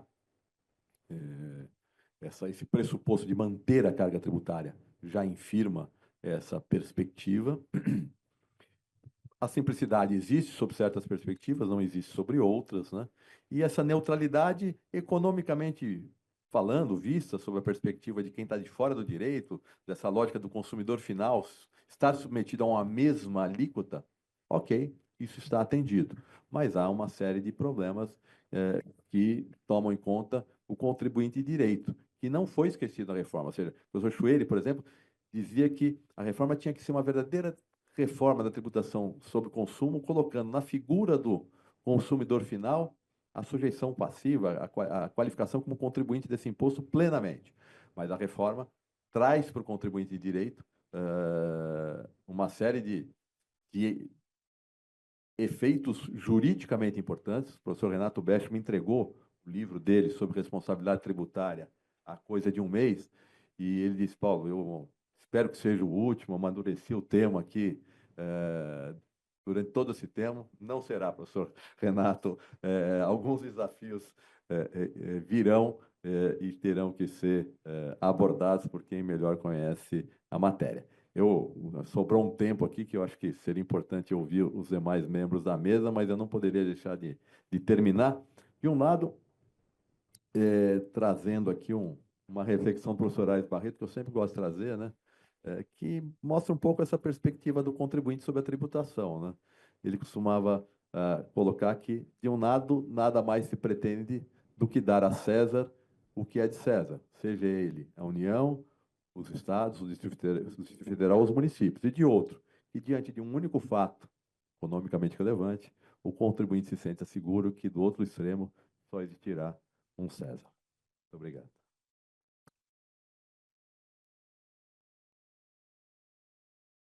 Doutor Tiago, vai complementar? Sim. Sobre esse assunto dos regimes, eu ainda uma coisa que me chamou a atenção aqui é que o regime fala favorecido e diferenciado, e a lei complementar trata tudo misturado. A Constituição tratou com expressões diferentes, e pelo que eu vi da explicação dos formuladores, seria assim: o favorecido seriam regimes que foram estabelecidos de forma específica com a finalidade de beneficiar as atividades. E o diferenciado seria essa seletividade. A minha primeira crítica é que deveria ser o contrário, né? Porque o favorecido é na prática, o que tem, assim, em sentido estrito, favorecido quer dizer aquele que tem só um favor, não é um regime diferente. Ele só tem um favor, que seria a alíquota menor. E o diferenciado é diferente de alguma forma. Então, ao meu ver, já trocaram aqui porque o favorecido na lei, na Constituição, é o regime, na verdade, diferenciado, e o diferenciado é, na verdade, o favorecido, né? Mas a lei, inclusive, misturou tudo. Em relação ao favorecido, o que se fez foi manter esses regimes especiais de simples, zona franca. Teve um destaque aqui para biocombustíveis e hidrogênio de baixa emissão de carbono, que deve ter um tratamento favorecido por determinação constitucional ambiental, dentro do que tem também uma disposição em relação a créditos presumidos para motor elétrico. E aí a lei complementar estabeleceu um regime automotivo para beneficiar esses combustíveis e o elétrico. Sobre isso eu tenho só uma crítica que é uma crítica que está até na mídia, enfim, que o motor elétrico é beneficiado mesmo que ele seja misturado com a combustão. Então, ainda que seja um híbrido de gasolina com elétrico, ele vai ser beneficiado, que, a meu ver, ele não atende à necessidade ao que a Constituição pretendeu dizer, né? Ninguém vai imagino que não se vai questionar em juízo, porque ninguém sai perdendo em termos tributários, mas em termos da finalidade ambiental, acho que é uma perda essa questão de estimular o motor a combustão com o motor elétrico, o híbrido, porque você não vai eliminar combustível, né? Só vai ter uma redução pequena. Então, não é ideal. Em relação ao cashback, eu preciso comentar, não tinha colocado aqui, mas o doutor trouxe de volta a questão que a gente falou lá no começo, que eu disse que eu tinha esse receio, né, do regressivo, e desde lá das palestras de antes da pandemia, era uma questão que me deixava cético. Tá, não vai ser regressivo não, porque tem o cashback. A gente vai fazer alíquotas iguais para todo mundo, até então eles não queriam fazer seletividade, mas vai ter o cashback. E aí a minha questão não era nem ainda que se faça como quer na lei, a gente está falando de gente mais humilde. Então, todo mundo tem celular, todo mundo vai ter sinal, todo mundo sabe ler, tem gente que não sabe ler. Enfim, eu mesmo tenho dificuldade às vezes com algum aplicativo, porque eu não nasci com o celular na mão. Todo mundo vai conseguir fazer o resgate desse cashback? Era para mim a primeira. Então, ainda que fosse completo, como prometi, já para mim tinha problemas. Então, eu nunca caí nessa. O senhor falou, né? Foi para vender, falaram disso e no final não entregaram. Nunca caí nessa, e ainda que fosse completo, ainda tinha esses receios práticos de como é que vai. Hoje em dia a gente está vendo, tem gente que tem desconto na aposentadoria, e nem percebe, a pessoa não sabe que tem desconto. Ela vai buscar esse pequeno cashback. Então, aí, enfim, é o que eu disse. Agora tem esse diferenciado com a seletividade mantida, o que diminui um pouco. Mas se vê que a promessa de combater a regressividade não se realiza, certo? Aí aqui, para finalizar, um ponto importante que eu queria tratar, até falei com o professor antes da palestra, é em relação à reavaliação quinquenal, que é um ponto que eu acho muito interessante. Eu acho que abriram uma porta aqui para contentar quem não queria seletividade, não é? Ah, não, vamos seletividade, colocar várias alíquotas pequenas e tal. Aí, para agradar essas pessoas, falam, não, então vamos fazer uma reavaliação quinquenal, eventualmente, se não der certo, a gente muda, volta a cobrar, etc. Aí colocaram essa cláusula na Constituição, que na lei complementar virou um capítulo que para mim é interessante, eu vou explicar o que eu estou vendo aqui. A Constituição determinou uma reavaliação desse regime diferenciado, ou seja, das alíquotas seletivas, quinquenal, né? E um dos princípios que a própria Constituição estabeleceu foi que deve atender à promoção de igualdade entre homens e mulheres. Aí a lei complementar foi além, ela estabeleceu a reavaliação quinquenal, estabeleceu procedimentos e requisitos para essa reavaliação e colocou outras finalidades, né? Especificou aqui que ela tem que observar princípio de eficiência, eficácia, efetividade, enquanto políticas sociais, ambientais e de desenvolvimento econômico, que são, na verdade, finalidades gerais de extrafiscalidade, que realmente tem que orientar esse tipo de desoneração, né? Acrescentou, além da igualdade entre homens e mulheres, também a igualdade étnico-racial como finalidades. E aí estabeleceu que nessa reavaliação quinquenal devem ser feitos estudos se essas alíquotas estão ou não estão atendendo essas finalidades, inclusive com o parecer do Tribunal de Contas, dos tribunais de contas. Então, o que a gente tem aqui? No regime antigo, antes da reforma, foi estabelecido na jurisprudência que a seletividade era uma questão completamente discricionária e não se admitia controle judicial disso. Então, se algum produto ou uma empresa dissesse, oh, meu produto é essencial, quero seletividade porque a Constituição prevê. A jurisprudência diz que não, que o legislador é que define isso, certo? Agora, na minha visão, a questão é um pouco diferente, porque foram estabelecidas balizas aqui, critérios, estudos técnicos e etc. Então, no meu entendimento, eu acho que agora tem uma porta, sim, para se judicializar a seletividade no momento dessas reavaliações quinquenais, porque tem parâmetros que diminuem a discricionariedade. Se esses parâmetros não forem atendidos, eu acho, a princípio, eu acho legítimo que alguém venha e questione, diga, olha, tem um parecer do TCU que diz isso, tem um estudo que diz isso, que a minha empresa é mais essencial, e vocês não estão incluindo ela. Ou o contrário. O contrário, eu vou colocar uma questão aqui, talvez, não sei, para se pensar. O sistema é amarrado de forma que toda desoneração gere uma oneração para os demais, certo? Então, se eu incluir, ou seja, o estudo aponta que eu devo onerar mais, que eu devo restabelecer a oneração para um determinado produto aqui, tá? Tá tudo lá claramente no estudo. E aí, no momento da reavaliação, o legislador, a revisão tem que ser por lei complementar, e o legislador não coloca. Quando ele deixa de reonerar esse produto, a alíquota não vai baixar para os demais, que é o previsto. Se a alíquota subir aqui, ela tem que baixar aqui. Então, eu vislumbro uma legitimidade ativa aqui de qualquer empresa questionar por que não foi reonerado conforme o estudo. Então, por exemplo, algum serviço aí, algum produto, não sei, agora não me vem à cabeça, mas vai, produto X, um alimento, enfim. Os estudos dizem que ele está contra e que deveria ser reonerado. O legislador não reonera. Eu, contribuinte de qualquer comerciante de calçados, eu quero pagar menos. Então, vou entrar com uma ação dizendo que eu sou, ou que seja, mas aí como é que tipo de ação? Para ficar fácil, ação de constitucionalidade. Eu sou uma associação, eu entro com uma ação coletiva, eu sou uma associação enfim, eu consigo lá legitimidade para ação direta ou para entrar com ação coletiva. Eu quero que reonere, porque o estudo diz que tem que ser reonerado, e se ele for reonerado, a minha alíquota vai baixar. Então, essa é uma porta que eu vi aqui, que eu não sei se foi pensada, mas para mim chamou atenção na hora. Eu falei, opa, não tem mais discricionariedade total. Tem que seguir. E todo mundo que for prejudicado pela não reoneração tem legitimidade de pedir, quero que tribute mais esse, conforme os estudos, porque eu vou ser menos onerado quando isso acontecer. Então, quero uma alíquota menor que você tribute o outro. Eu acho isso muito, muito interessante. Assim, é uma questão a se pensar. Outra coisa que eu pensei, essa reavaliação quinquenal tem que ser feita por lei complementar. Se o legislador demorar ou não fizer, ele vai estar em omissão.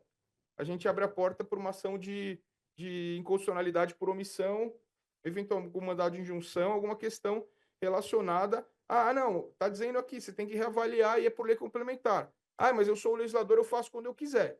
Bom, mas aqui está dizendo que é quinquenal. Enfim, você tem que cumprir a lei aqui. Está descumprindo? Abre a porta. Então, essa questão da reavaliação quinquenal, eu imagino que no momento oportuno que ela for ocorrer, é que a gente está antecipando tudo, né? Já que a reforma é muito gradual, progressiva, né? Mas, a meu ver, essa reavaliação quinquenal é um momento, vai ser um momento interessante nesse sentido. Até em relação até aos próprios, o estudo foi feito, não diz nada sobre o étnico-racial, por exemplo. Ele falou lá genericamente, mas eu não vi nada em concreto. Então, o estudo está faltando. Eu entro com uma ação porque eu quero que complete o estudo. Enfim, esse é o ponto que eu queria acrescentar, que eu achei muito interessante e está sendo pouco falado, mas eu acho que é uma porta... enfim, é uma coisa rica essa reavaliação quinquenal. Bom, da minha parte, seria isso. O senhor quer responder? Bom, na verdade, quero só concordar com realmente a relevância do tema, com a necessidade de que os estudos sejam muito bem estruturados, muito bem elaborados, completos e fundamentalmente, dessa possibilidade do Poder Judiciário avaliar, da perspectiva jurídica, o atendimento desses requisitos todos. Eu acho que isso é efetivamente algo que vai dar um outro verniz à própria lógica de avaliação dessas situações que possam legitimar ou não os regimes, sejam eles favorecidos, específicos ou diferenciados. Então, eu estou de pleno acordo e acho que realmente a gente tem uma tendência, né, de daqui a 5 anos, então não vou me preocupar com isso, mas passa rápido, né, e chega. Assim como pouco se fala sobre esse regime de transição, o que legitima a origem, a ideia dessa transição longa, ela não me parece ser muito correta, né? Os próprios elaboradores da reforma disseram isso está gravado. A transição longa foi feita para permitir com que o empresário que fez uso de um incentivo fiscal e estabeleceu sua indústria em Goiás, ou em Pernambuco, ou na Bahia, possa ter o retorno sobre o seu investimento ao longo da transição. Ou seja, uma vez mais, quem foi protegido foi o empresário e não o contribuinte, o cidadão brasileiro. Mas é o que tem para hoje, é o que acabou sendo prevalecendo. Professor Renato Brecho. Ai, meu Jesus em Cristinho, já me achavam aqui. Eu que o diga. Desde que eu era menino pequeno lá em Barbacena, eu achava que a doutora Gisele ia falar antes de mim, não estava muito preparado. Meu Não. Jesus, né? Ah, Meu Jesus. Não, os dois falarão. então tá bom, você lê muitíssimo breve, eu quero... São os dois coordenadores. Legal. Eu quero principalmente cumprimentar o Paulo Aires, fazer bastante coro, Paulo, e dizer que realmente há uma sintonia entre nós dois há décadas, como você muito bem explanou, e que nessa apresentação sua ela foi reforçada. Tanto é que vários pontos que eu pretendia eventualmente destacar, até porque eu acho que virão para a nossa judicialização a partir do primeiro grau, o Paulo tocou neles.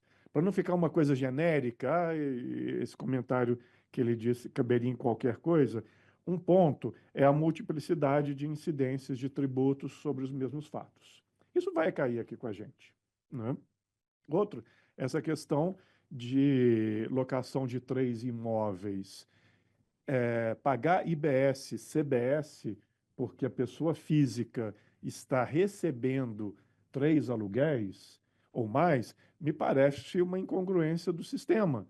Essa pessoa tem que ser tributada a mais no imposto sobre a renda, mas não passar a recolher o mesmo que alguém que está vendendo a camiseta ou o bilhete de cinema, né? Então, acho que isso vai vir para decisões nossas.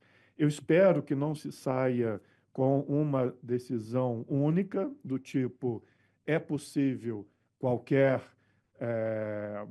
incidência de mais de um tributo, ou não é possível nenhuma, que talvez algumas possam ter alguma situação, não sei, estou falando completamente de forma hipotética, né? Enfim, eu não sabia da sua vivência com a questão das cooperativas, então a gente já podia ter conversado sobre esse ponto. Talvez tenhamos conversado, né?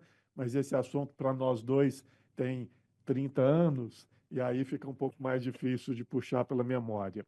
Quero mencionar aqui, Paulo, que um orientando o aluno, não sei, que a gente está com uma disciplina de reforma tributária na PUC, colocou no trabalho sobre fantasy sport.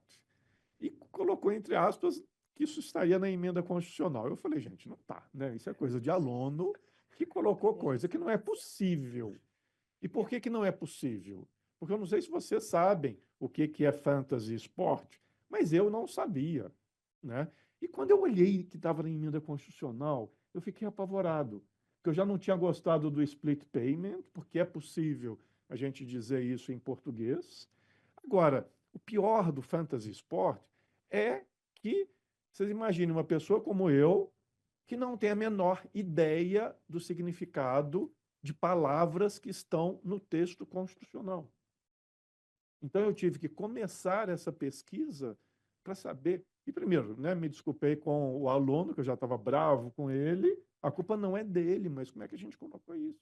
E aí eu chego em casa e vou ter que explicar para o José. Eu falei para o José, você sabe o que é fantasy esporte? Será que eu que estou tão fora do contexto, né? E ele nunca tinha ouvido falar nisso também. Aí fomos fazer pesquisa do Google nessa altura do campeonato para entender o que é uma expressão que está no texto constitucional.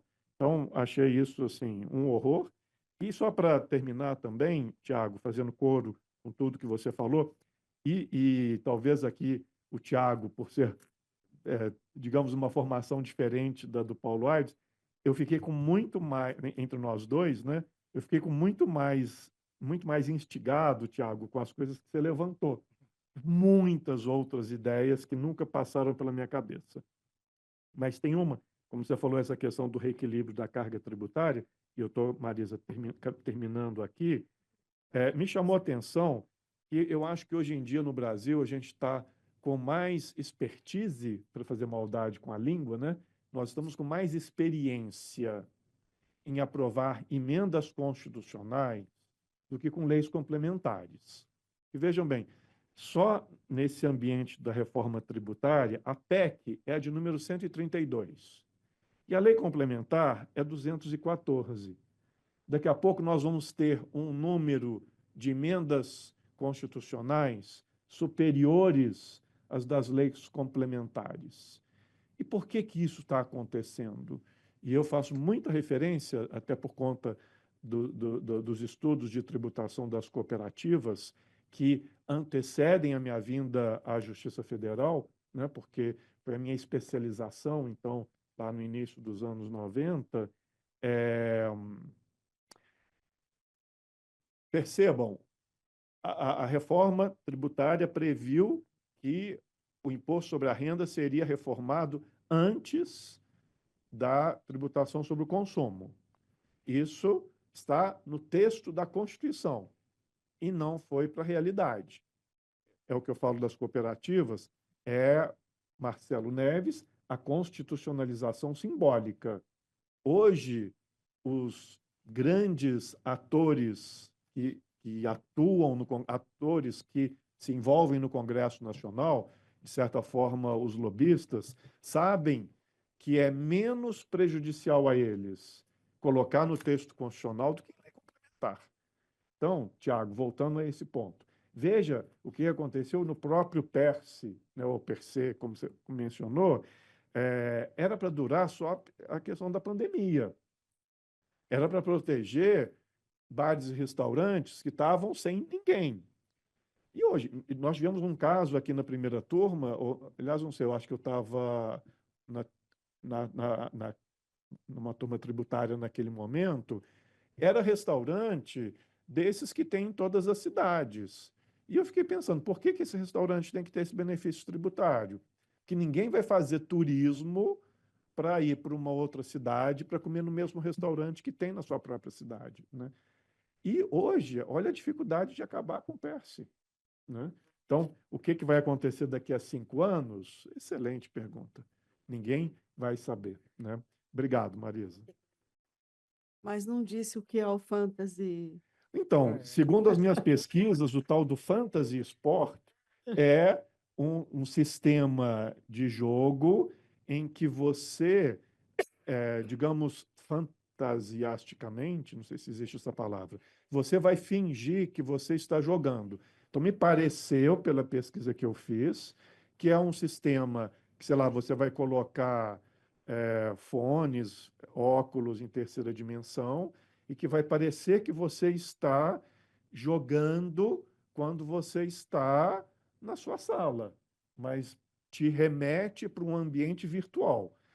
Agora, gente, pelo amor de Deus, se eu fiz essa pesquisa certa ou não, eu não sei se é essa a resposta certa ou não. Agora, isso está na Constituição, Fantasy Sport. É videogame, né? Então, só que é um videogame que eu tive a impressão que é um pouco mais sofisticado, porque você tem que ter... É qualquer videogame? Não.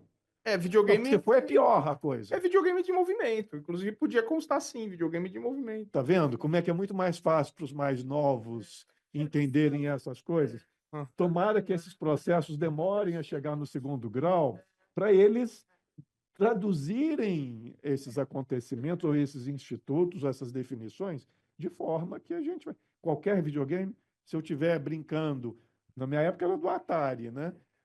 Meu movimento vai ser só dos dedos. É o Wii, né? É o Wii. A gente é aquele Wii, Kinect, enfim. Tiago, você está falando coisas que eu não tenho a menor condição de entender o que é. Você está falando nada. Obrigado, Marisa. Doutora Gisele.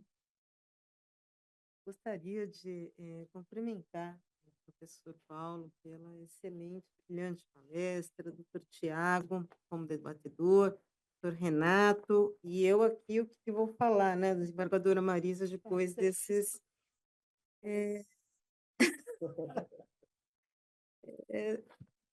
Eu tenho feito essa pergunta para todos os nossos palestrantes, porque aqui pelo nosso programa, nós começamos com os economistas que pensaram a reforma tributária, foi a nossa primeira palestra, e depois entramos no mundo jurídico. E dentro do direito, várias perspectivas. O senhor veio aqui nos trazer as exceções àquelas regras gerais, em relação aos regimes favorecidos, específicos e diferenciados. O que nós tínhamos era tão ruim que precisava de reforma. Dessa reforma, o senhor extrai algum ponto positivo? Porque o senhor apresentou aqui muitos pontos críticos em relação a essas exceções. Então, eu gostaria de ouvi-lo nesse sentido, professor. Muito obrigada.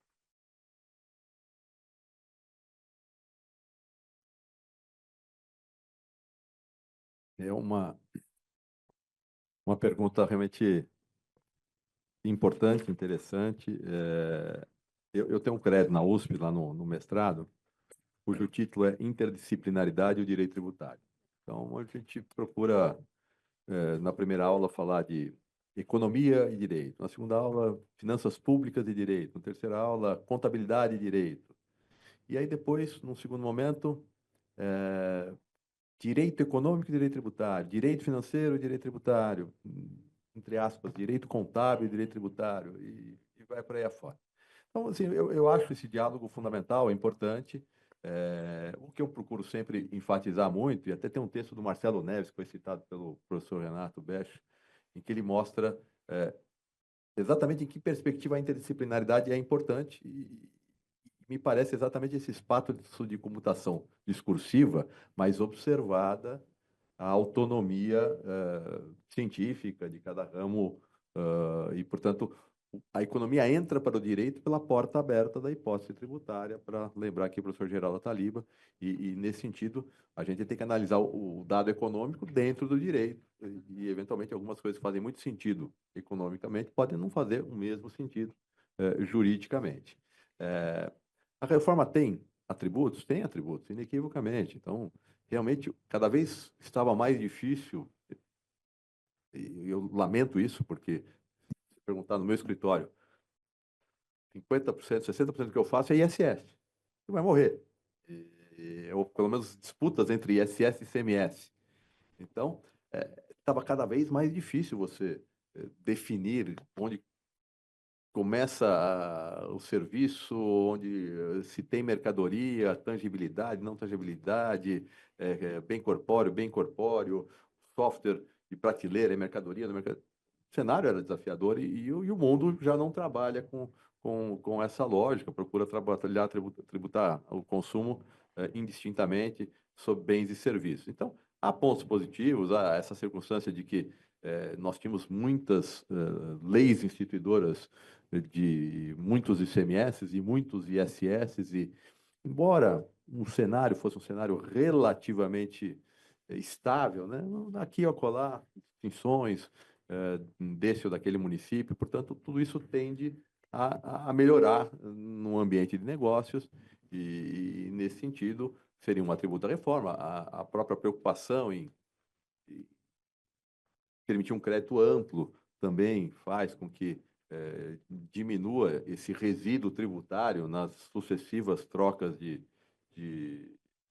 titularidade de bens e serviços, e, nesse sentido, a lógica econômica é uma lógica importante, e que acaba sendo prestigiada pela reforma. Agora, haverá não cumulatividade plena e se alardeia o que está nos slides?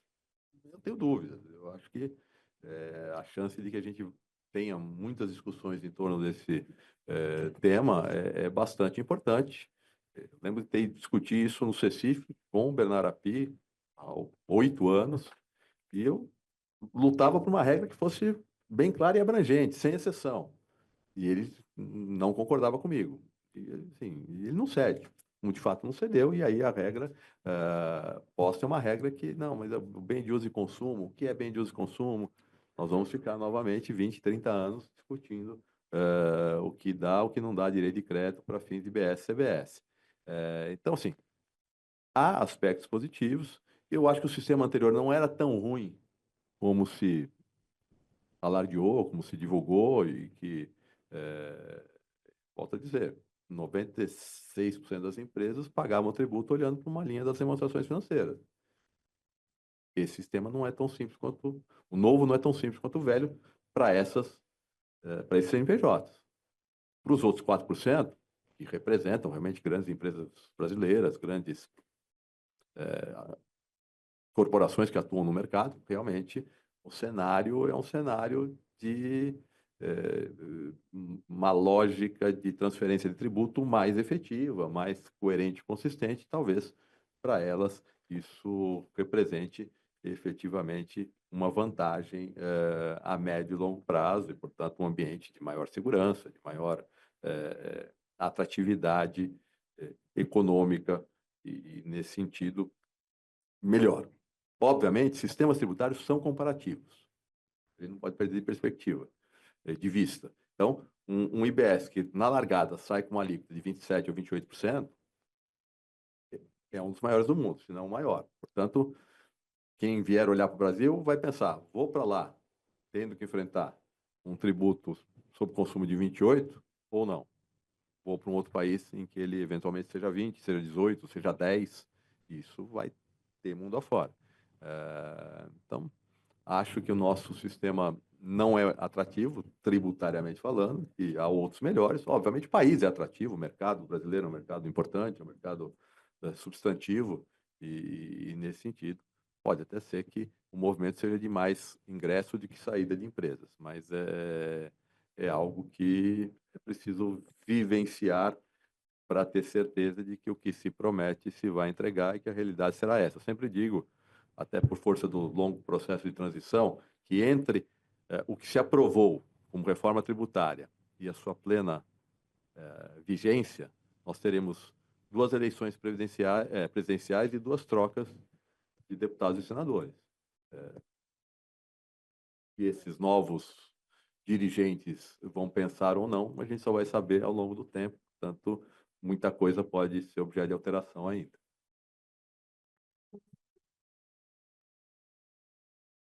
Bem, nós vamos encerrando pontualmente às 11h58, mas não sem antes deixar aqui registrado que nós tivemos, até o momento, mais de 200 participantes online. O pessoal não arredou pé, que significa que o professor Paulo Aires Barreto trouxe essa audiência em razão da sua competência, reconhecida por todos, todos estávamos ansiosos por ouvir.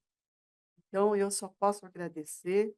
Agradeço também ao doutor Tiago Bolonha Dias, que volta na segunda-feira, né, o nosso debatedor, ao doutor Renato Peste e à doutora Gisele França, que são nossos coordenadores desse curso, aos que estão aqui, aos que estão online. Muito obrigada por tudo. Nós estaremos aqui novamente na segunda-feira, 19 de maio, com o tema Regimes Específicos de Tributação, Combustíveis, Biocombustíveis e Energia. A aula será dada pela professora doutora Tatiane Piscitelli, da FGV Direito de São Paulo, como palestrante, e o nosso debatedor será o juiz federal Tiago Bolonha Dias. Então, agradecendo a todos e todas, dou por encerrado este evento de hoje. Muito obrigada.